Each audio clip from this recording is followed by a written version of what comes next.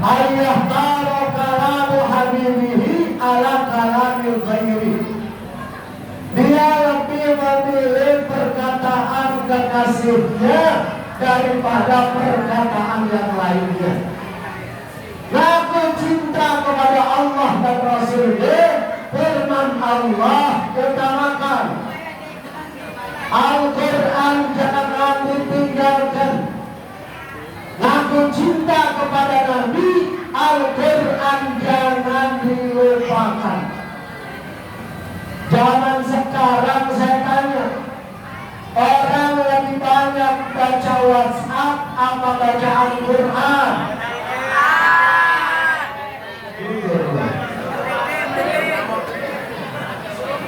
Ini selayaknya Al-Quran dibaca saban hari. Sebab risalatul hub minallah, surat cinta yang datangnya dari Allah adalah Al-Quran. Saya tak habis nikmat. Ini bukan contoh, cuma membicarakan nikmat kesempatan Allah berikan.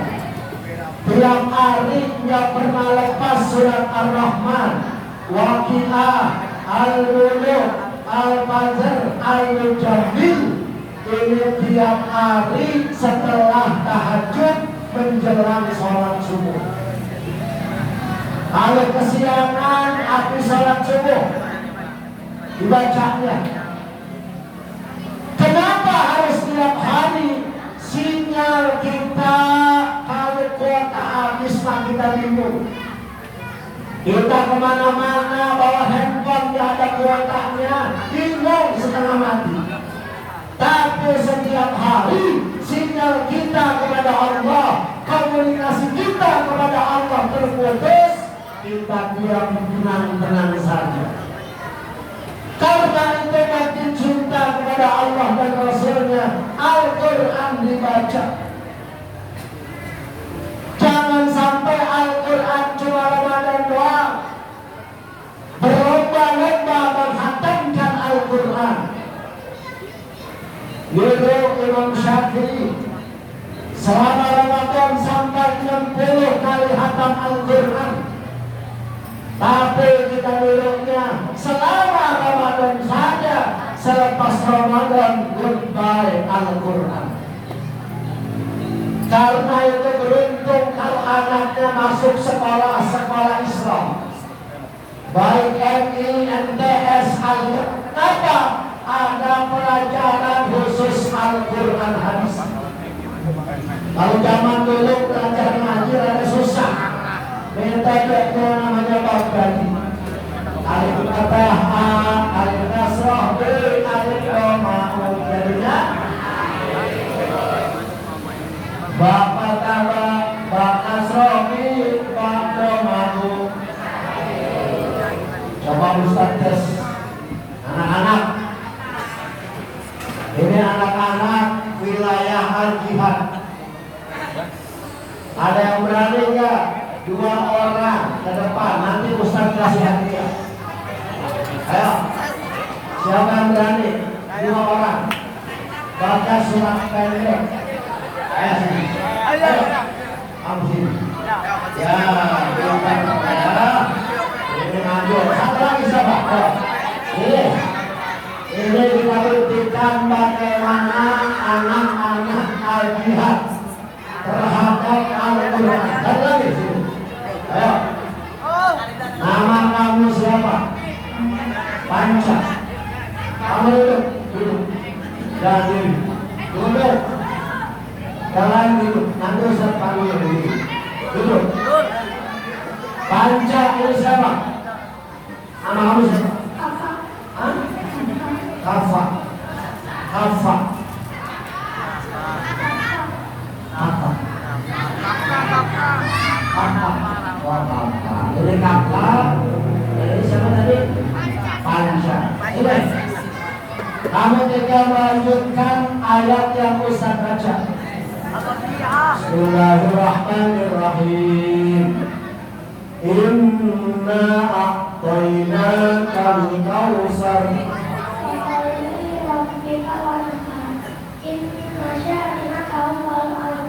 Alhamdulillah.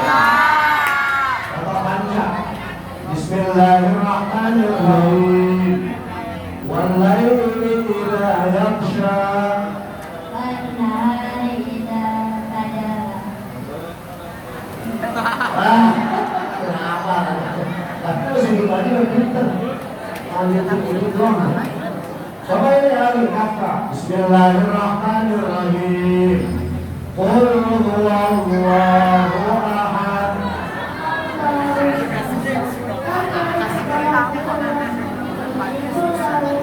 Oh, apa pinter? Pinter dia mah, coba baca. Bismillahirrahmanirrahim. Wal fajri wa layalin ashr.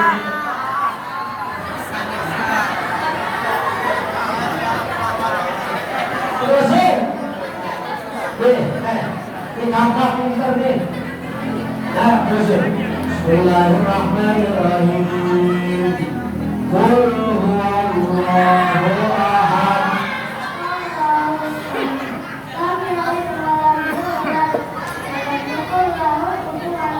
Oh, apa pinter? Coba baca. Ayo kelas bisa. Bismillahirrahmanirrahim. Amma yatasaalun 'anil naba'il 'adzim. Bisa nggak? Kalau dia usah curang atau dia ada pendek, jangan yang panjang katanya ya. Tapi kamu tadi melanjutkan satu ayat saja sudah luar biasa. Alhamdulillah ya. Nanti pulang jangan kemana-mana. Temuin Ustaz Joker. Aku saya kasih 50.000, kamu 50.000 ya. Alhamdulillah. Kalau Joker ngomong duit gak apa-apa, karena nanti saya pulang dikasih duit. Allah sudah janjikan masalul ladina yunfiquna itu sampai 700 kali lipat. Kalau saya keluarkan 100 dapat 5 juta. 5 juta. Wah, majuarin juga. Dan itu panjang. Dan lain nanti bisa tanya lagi. Kami dulu kakak ya. Nanti pulang kan bisa jawab ya. Jangan pulang dulu. Silakan duduk. Jadi yang pertama Pak, sekarang orang belajar Quran metodenya cepat, namanya metode Iqra. Iqra 1 sampai Iqra berapa? 7. Sampai Iqra 6. Tidak dikenal dulu alif ba ya. Kalau dalam Iqra langsung suara konsonan katanya. A, ba, ta, sa. Bahkan anak-anak kita dinyanyikan ngapalnya jadi cepat apa? Abada saja khoda jarasa sa soko kodo abo bahako kalamanawaha adanya. Ini cepat apa anak kita? Kenapa? Karena dengan lagu.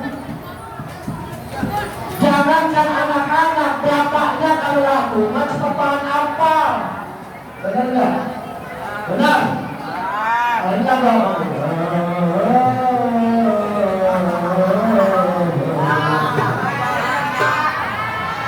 Ada tuh. Oh, apa lagi dengan anak tuh? Ini anak kita cepet apa lantaran lagu. Kenapa guru yang kreatif ngapalin huruf hijaiyah dengan lagu sehingga anak kita jadi cepat hafal. Alhamdulillah. Jadi bukti yang pertama cinta kepada Allah dan Rasulnya adalah jangan tinggalkan Al-Quran. Ini surat cinta yang datangnya dari Allah. Risalatul hukm min Allah Al-Quran. Orang yang dapat surat cinta, suratnya disimpan dengan rapi, dibaca terus karena siapa yang menyampaikan kata-katanya adalah yang dicintai. Begitupun Al-Quran tidak hanya dihormati mushafnya, tetapi diamalkan ajarannya. Insya sebab Al-Quran nanti akan memberikan syafaat di yaumil akhir. Al-Quran yang seperti apa? Al-Quran yang dibaca dan diamalkan ajarannya. Yang kedua, begitu cinta kata baginda Nabi, ayah para mujala sati habibihi ala mujala satu ghairihi. Dia lebih memilih duduk bersama kekasihnya daripada yang lainnya. Zaman dulu sahabat senang duduk sama Nabi. Waktu Nabi masih hidup. Assalamualaikum. Masih pada hidup. Dulu zaman Nabi Muhammad masih hidup, ini sahabat baginda Nabi senang duduk bersama dengan Rasulullah. Bahkan kepingin melihat wajah Nabi setiap hari. Kenapa? Karena setiap ada masalah, setiap punya urusan, kepingin datang ke Rasulullah, melihat wajah Nabi, hilang masalah dalam kehidupannya, yang ada hanya kebahagiaan. Makanya ulama merangkai syair dalam berjanji dalam Sarafal Anam ini dikatakan magro'a wajhaka ya As'ad ya karimal Rindulah sabir Rindulah ya Aman. Jadi siapa yang lihat wajah Nabi, magro'a wajhaka ya As'ad, hatinya akan bahagia, hilang semua gundah gulana. Bahkan ada yang nama sahabat Sauban bin Munabah, badannya gagah, wajahnya ganteng, keseharian bersama dengan Rasulullah. Satu hari ditinggalkan Nabi dakwah, wajah Sauban berubah jadi pucat, badannya kelihatan lebih kurus. Pulang dakwah berhari-hari, Nabi melihat Sauban bertanya, sakit apa yang kau derita wahai Sauban? Kata Sauban, aku tidak sakit ya Rasulullah. Jangankan berhari-hari, satu hari aku tidak lihat wajahmu, sudah gundah rasa hatiku. Dan aku pun khawatir nanti kalau mati dalam surga nggak bisa melihat wajahmu, sebab surgamu pasti jauh lebih mulia dari surga yang Allah berikan kepada. Akhirnya baginda Nabi memberitakan kabar gembira kepada Sauban dan kepada kita umumnya, membacakan firman Allah yang berbunyi, wa may yuti'illaha war rasula faulaika ma'al ladzina an'ama Allahu 'alaihim minan nabiyyina was-siddiqina was-syuhada'i was-shalihin wa hasuna ulaika rafiqa.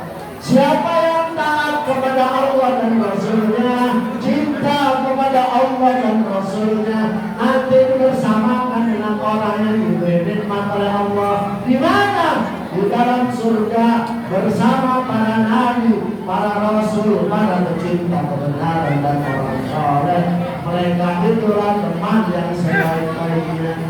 Bapak walaupun tidak ketemu dengan Rasulullah, Bapak belum pernah melihat wajah Rasulullah, belum pernah sentuhan tangan kita dengan tangan Rasulullah. Kalau kita cinta kepada Allah dan Rasulnya, nanti di surga dibersamakan Allah dengan Rasulullah Sallallahu Alaihi Wasallam. Alhamdulillah, alhamdulillah. Maka Makanya tuba liman yarani wa amanani. Berbahagialah orang yang melihat kata Nabi kemudian mengimaninya. Tetapi kata baginda Nabi summa tuba sampai 3 kali. Summa tuba liman lam yarani wa amanani. Orang-orang yang gak pernah ketemu, gak pernah melihat aku, tapi bahagia karena mereka cinta kepada Rasulullah walaupun tidak bertemu dengan Rasulullah. Seperti kita insya Allah. Sekarang Rasulullah dan ada sudah meninggal dunia, dengan siapa senangnya duduk? Ulama menafsirkan para ahli hadis, Rasulullah sudah tidak ada. Ini orang yang beriman harus senang duduk di tempat yang Rasulullah senang. Di mana? Majlis taklim. Di mana? Di rumah Allah, di masjid. Di mana? Di majlis maulid. Jadi ini rumah Allah, rumah Rasulullah, masjid. Malam ini Bapak datang duduk berlama-lama di Masjid Al-Jihad, bukan jadi tamunya dengan masjid, bukan jadi tamunya ayah anda Haji Bukhari, bukan jadi tamunya para tokoh agama, tetapi pada malam hari ini kita berada di Masjid Al-Jihad sampai berlama-lama menjadi kampung Allah dan kampungnya Rasulullah Sallallahu Alaihi Wasallam. Makanya orang yang beriman jangan pernah jauh dari masjid. Sholat jamaah minimal laki-laki masih arkan.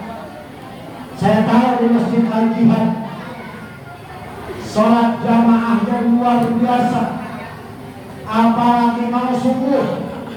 Saya sering lewat sini Pak kalau subuh. Ini jamaah Masjid Al-Jihad sampai keluar-luar. Saking banyaknya di luar di dalam sampai tujuh. Makanya orang yang cinta makmurkan rumah yang kita cintai. Kalau ditanyakan adakah orang yang cinta tidak mau datang ke rumah yang dicintai? Nggak ada orang yang mencintai seseorang pasti akan senang datang ke rumah. Kita senang datang ke rumah Allah. Kenapa? Cinta kepadanya. Kita senang datang ke masjid karena masjid rumahnya Rasulullah. Ada kisah ketika Nabi mau meninggal dunia. Itu dalam keadaan sakit. Akhirnya ngomong kepada istrinya, ya Aisyah, antarkan aku ke rumahku. Padahal Nabi ngomong di rumahnya, di kamarnya, sebelahnya masjid Nabawi. Kemudian Aisyah nanya kepada Rasulullah, alaisa hadza baitukum ya Rasulullah? Bukankah ini adalah rumahmu ya Rasulullah? Kata baginda Nabi, la baiti al-masajid. Bukan, ini bukan rumahku, antarkan aku ke rumahku. Rumahku adalah masjid-masjid. Rasul dalam keadaan sakit dibayang untuk bisa sholat berjamaah ke masjid. Inilah rumah Rasulullah. Kalau aku cinta kepada Allah dan Rasulnya, besok sholat jamaah di Masjid Al-Jihad, jamaahnya harus lebih banyak lagi. Insya Allah. Kalau kemarin subuh cuma 5 shot, habis maulid kudunya 15 shot.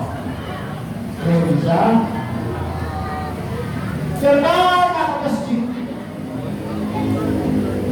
Ini ada cinta kepada Allah dan Rasulnya, alergi datang ke masjid.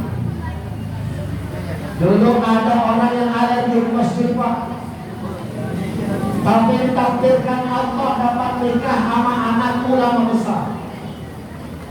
Emang dasar jodoh, akhirnya nikahnya sama anak Kiai Ustaz. Padahal males waktu masjid. Udah berkeluarga dinasehatin sama bininya yang anaknya Kiai, bang, abang sholat jamaah abang masjid. Mertua abang kan Kiai, malu nanti masyarakat ngomongin abang. Kata suaminya bilang begini, Neng, abang mau masjid, tapi nunggu hari baik. Kapan hari baiknya? Jumat abang masjid, sholat Jumat. Sampaikan sama abah yang Kiai, busana muslim, pakaian yang masih bagus, yang udah gak terpakai, tolong kasih abang. Pagi-pagi dulu datang ke orang tuanya yang Kiai, minta baju dikasih dengan takut, suruh pakai gamis, suruh bawa sorban ambil nexen kan, pakai imamah gede kayak becak, suruh bawa tasbih bentilanya kayak biji hijau, jalan dari rumah duduk jam 9:30, bukan tawadhu tapi malu untuk diri, belum pernah datang ke masjid, begitu datang pakaiannya laksana ular besar. Sampai di masjid Al-Jihad jamaah penuh, depan penuh, tengah penuh, belakang penuh, yang kosong cuma satu di kolong duduk. Akhirnya dia duduk di kolong duduk. Jamaah paling belakang ayat subhanallah. Ini ada ulama besar duduknya di kolong duduk. Akhirnya paling belakang masih tahu Pak Haji, Pak DKM, itu ada kiai duduk di kolong duduk suruh pindah ke depan. Akhirnya DKM masjid ke belakang dengan Pak Kiai duduk pindah ke depan. Kata dia, jadi anggap kiai gak apa-apa, saya di kolong duduk aja. Kata DKM masjid dalam hatinya subhanallah, ini kiai tawadhunya luar biasa. Tapi karena dipaksa akhirnya mau juga Pak duduk di saf depan. Begitu duduk saf depan, DKM masjid naik ke atas mimbar. Kata DKM masjid, jamaah sekalian, berhubung Jumat ini kita kedatangan tamu seorang ulama besar, maka untuk menghormatinya khotbah dan imam kita serahkan kepada beliau. Kira-kira bisa enggak? Bisa ada? Kagak, tapi kemudian sudah dilantunkan. Setelah itu naik ke atas mimbar memberi salam, Assalamualaikum warahmatullahi wabarakatuh. Dengan yang rendahnya jamaah menjawab, Waalaikumsalam warahmatullahi wabarakatuh. Bila naik aja, Allahu Akbar, Allahu Akbar, sampai la ilaha illallah. Ratusan pasang mata memperhatikan apa yang hendak dikhotbahkan oleh orang yang dianggap ulama besar. Ditunggu 1 menit, 5 menit, 15 menit, tidak ada satu kata yang keluar dari mulutnya. Saking malunya di atas mimbar dan bisa khotbah, dia menitikkan air mata, menangis, sedih, dapat malu di hadapan para jamaah. Akhirnya jamaah bergumam dalam hatinya, subhanallah, ini mah bukan kiai, tapi wali. Dia ngomong aja udah nangis berkali-kali. Akhirnya saking malunya 30 menit lari lewat pintu masjid karena gak kuat nahan malu. Jamaah yang sudah terlanjur cinta ikut lari keluar masjid. Ini jamaah berebut keluar masjid, pintunya kesenggol, tiangnya kedorong-dorong, kipas angin jatuh, kaca masjid pada pecah. Di luar masjid jamaah teriak takbir, Allahu Akbar. Kemudian juga apa dia bukan kiai, tapi wali. Masjid Muhammadiyah dia tahu lari keluar. Ini ditolong Pak Haji oleh Allah. Kenapa? Karena taubat. Kemarin dia dari masjid, sekarang dia memakmurkan rumah Allah. Dalam Al-Quran dijanjikan Allah, bima ghafara li rabbi wa ja'alani minal. Terusin. bima ghafara li rabbi wa ja'alani minal surat Yasin kepada apa? Ya. Siapa saja yang bertaubat kepada Allah, dosanya diampuni oleh Allah. Wa ja'alani minal mukramin. Maka dia dijadikan hamba yang dimuliakan oleh Allah. Alhamdulillah. Alhamdulillah. Ini ciri yang kedua. Berapa? Sebelum kurang 10 ya. Biasa ceramah lalu lama 1 jam. Apalagi ini sumber begini. Capek nih. Ya, ceramah capek. Kalau bicara ada sumber, suaranya harus keras, teriak-teriak. Ya.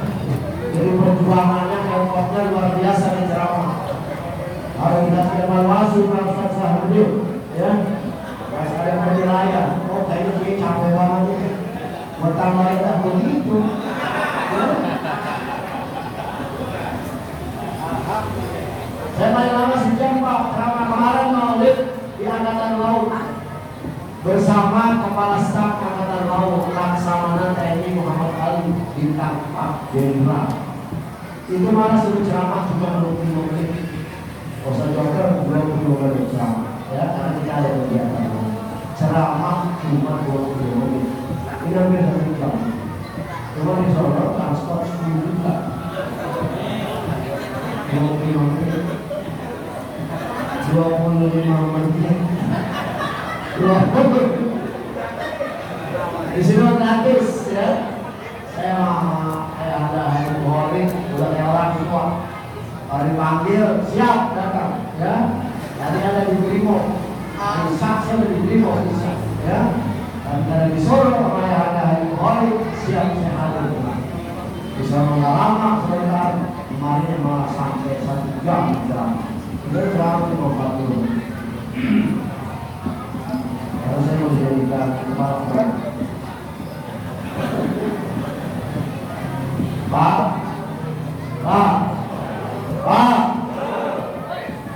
Bubur, jawab ya, begitu Pak,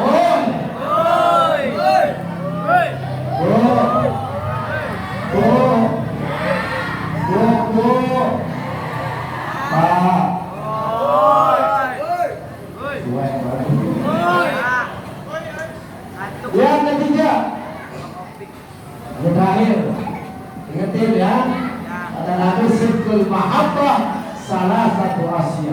Pertama, lebih memilih perkataan kekasihnya. Siapa? Allah dan Rasulnya, Al-Quran dan hadis.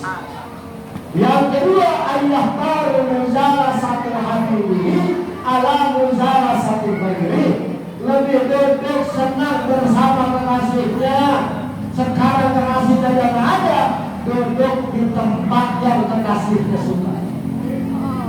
Yang ketiga, kata baginda Nabi, itu cinta ayah taru rida habibihi ala rida ghairihi. Lebih memilih keridhaan kekasihnya daripada keridhaan yang lainnya. Inilah konsep hidup orang yang beriman, yang takuna minallahi wa ridwana.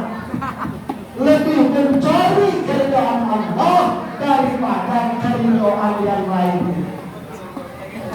Jadi seorang suami cari ridha Allah, itu suami bakalan jadi imam teladan dalam kehidupan keluarga. Kepingin anaknya sholat, bapaknya kudu sholat.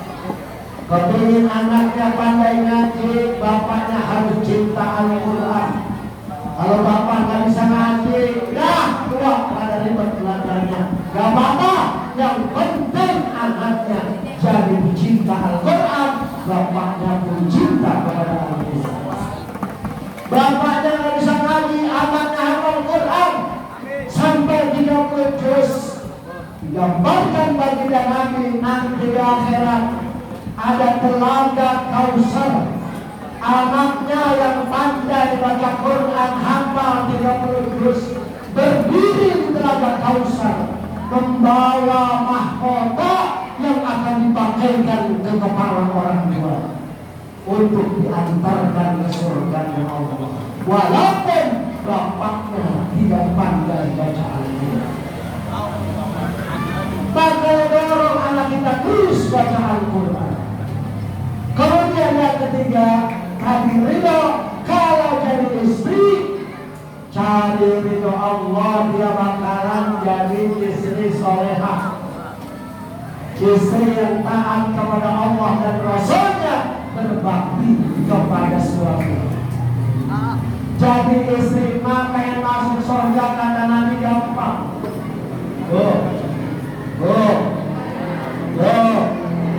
Kata Nabi, seorang istri mau masuk surga gampang apabila seorang istri menjaga sholat 5 waktu. Ada perlu sholat sunat rawatib qobliyah ba'diyah, nggak perlu tahajud, nggak perlu duha. Yang penting sholat wajib 5 waktu dijaga, kecuali udur syar'i, nifas, wiladah, haid, datang bulan, men, bapak kemudian mencet bulan. Itu kalau udur syar'i boleh nggak sholat, tapi selain itu jangan tinggalkan sholatnya dijaga. Puasa Ramadannya dijaga, nggak perlu puasa sunnah Senin Kemis, nggak perlu puasa Ayyamul Bid, nggak perlu puasa Natal. Yang penting Ramadan dan puasanya dijaga, kemudian kehormatannya dipelihara dan taat kepada suaminya. Apa janji Rasulullah? Udkhulul jannata min ayyi babin syi'ta. Silahkan masuk ke dalam surga dari pintu mana saja. Tidak perlu tahajud, ya dijaga aja sholat 5 waktu. Daripada tahajud sampai malam, amal laki galak banget. Ada yang begitu? Ada yang begitu? Ini mah bukan orang kampung Bulak yang kayak begitu mah. Orang Gunung Sindur, cuma pindahan dari kampung Bulak.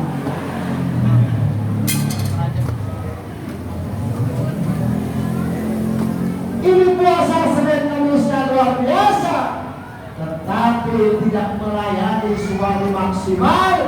Ini pun menjadi sesuatu yang tidak termaknai. Ini Nabi yang mengatakan seorang istri jihadnya di baitikunna. Jihadnya seorang perempuan di rumah-rumah kalian. Yang pilih mana pahala gampang di rumah. Nyiapin segelas air buat suaminya. Itu dalam kitab buku Indonesia menjelaskan ini bagaikan sholat sunat 100 rakaat. Pernah? Ini bapak sholat sunat sampai 100 rakaat. Pernah? Kalau ada yang di kita, benar? Ini pahala luar biasa, cuma segelas air. Makanya besok habis maulid, kalau suami pulang kerja, siapin air, suruh minum, Pak, minum. Habis lagi, ambil lagi sebelah, minum, Pak. Habis lagi, ambil lagi, minum, Pak.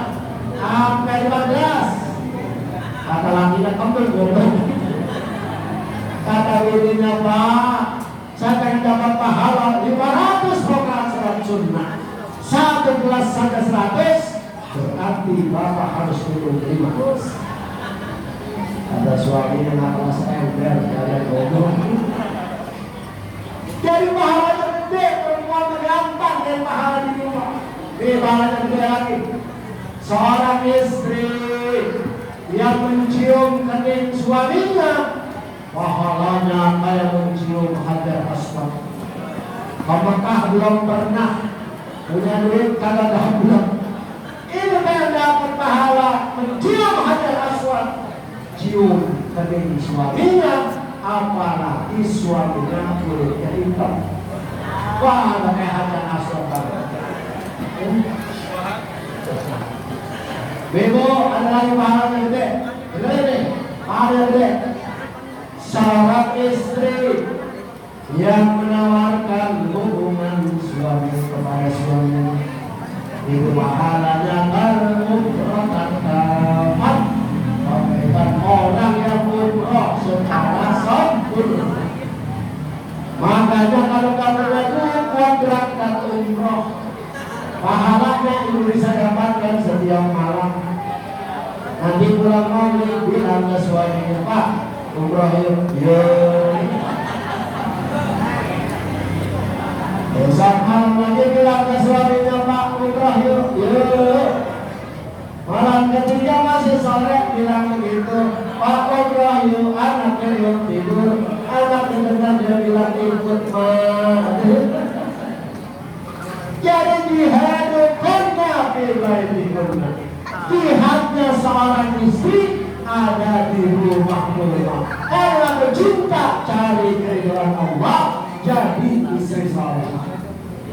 Kalau jadi anak cari ridha Allah, dia akan jadi anak soleh. Anak soleh ini aset terbesar orang tua. Orang tuanya masih hidup mampu menunjukkan baktinya kepada orang tuanya. Orang tuanya sudah meninggal dunia. Anak soleh jadi aset terbesar yang terus mengalirkan pahala kepada orang tuanya di alam barzah.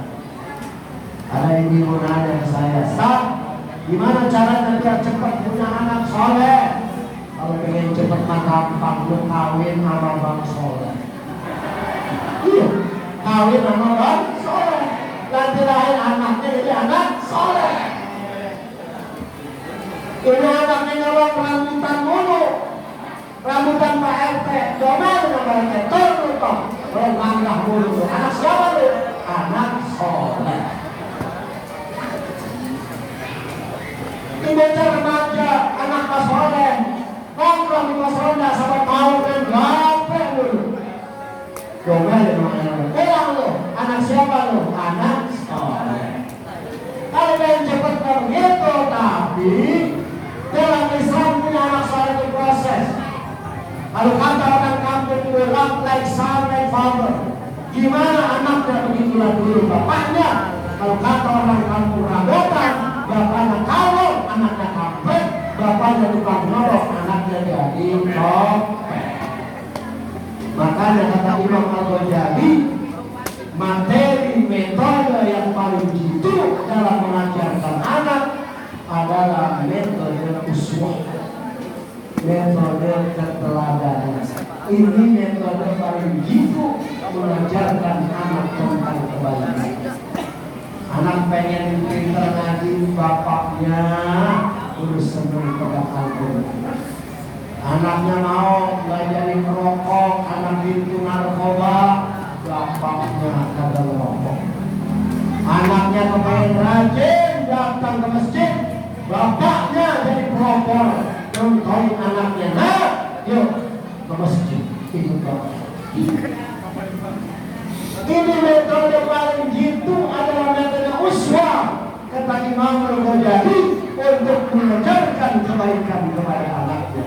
Anaknya disuruh beri salam, dia masuk ke dalam rumahnya, contohkan ayah dan ibunya, dia masuk ke dalam rumah memberi salam, cium tangan yang benar. Ini adalah metode uswah, sehingga nanti lahir generasi-generasi yang menghidupkan sunnah Rasulullah, taat kepada Allah dan cinta Allah dan Rasul. Insya Allah. Mari sama-sama kita baca surah Al-Fatihah, khususnya orang tua kita yang sudah meninggal dunia, ayah ibu kita, kakek nenek kita, aman bibi kita, kakak adik kita yang sudah berada di dalam barzah. Malam hari ini tidak ada kebahagiaan yang dinantikan olehnya kecuali doa dari anak-anaknya yang saleh. Dan juga kita berdoa kepada Allah, semoga anak cucu juga menjadi anak cucu keturunan yang mencintai Allah, mencintai Rasulullah, dan meneladani akhlak Rasulullah sallallahu alaihi wasallam. على هذه النية ولكل نية صالحة وإلى حضرة النبي الفاتحة. أعوذ بالله من الشيطان الرجيم. الحمد لله رب العالمين إياك نعبد وإياك نستعين